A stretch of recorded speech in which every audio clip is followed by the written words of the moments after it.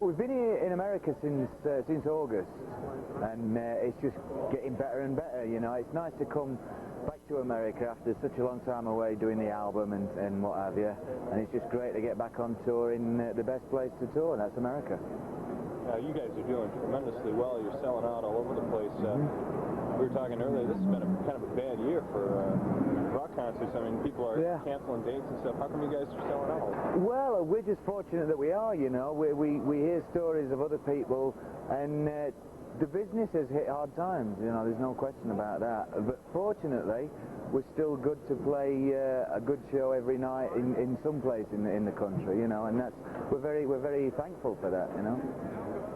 You're trying something that's a little bit different for us, this arena style. That's right. Is this part of what helps bring people in? I mean, are they getting into this idea? It's something that we're surprised that not many other bands have done. You know, we thought that more bands would actually pick up on this idea, because bands that constantly play big arenas, you play at one end, and to the people at the other side of the arena, you're so big, you know, and you lose that intimacy. So it's great to actually bring the stage to the centre of the arena.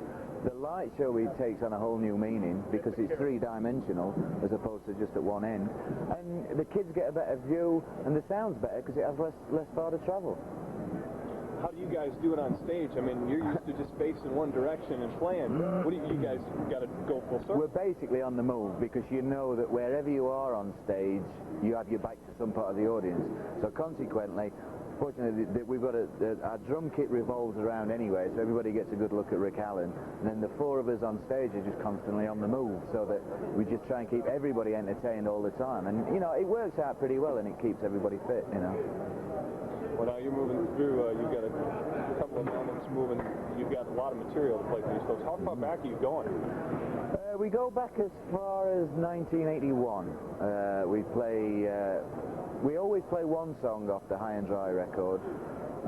Mostly it's made up of Hysteria, Pyromania, and probably 4 or 5 songs off the Adrenalize record as well, the new one.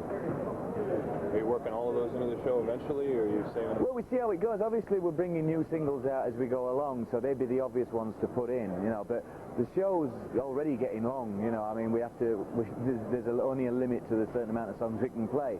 And of course, there's a lot of old favourites as well, so you try and keep it a fair balance of the old favourites, new ones, nostalgic ones, if you like, that never were so big, but people still like us to play. And, you know, you just try and keep a balance like that.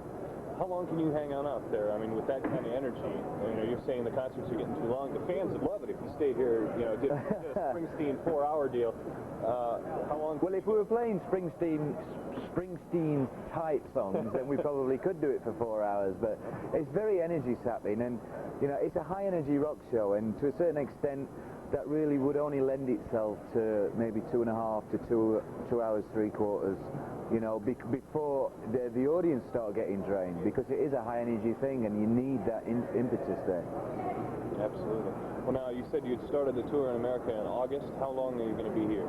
Well, certainly up until Christmas. Then we'll take maybe a 3-week break, and then come back and carry on maybe for another couple of months after that. You know, it's like the Hysteria tour in a sense that, provided people are still wanting to see us, then we just keep adding shows, and, you know, we'll see where it takes us, you know. Then back to the studio after that? More than likely, yeah. We've never been one for taking huge breaks. We always like to keep working, so and because it takes us such a long time to make records, we try and start them as soon as possible. Absolutely.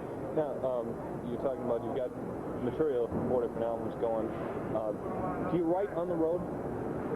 We try to. We think that we do, but then when we get off the road, we listen to stuff, the ideas that we've come up, and very rarely does ideas sort of that were born on the road actually make it through to the next record. It's very difficult, because you're in a completely different wavelength of thinking, a different environment that's not necessarily conducive to writing songs.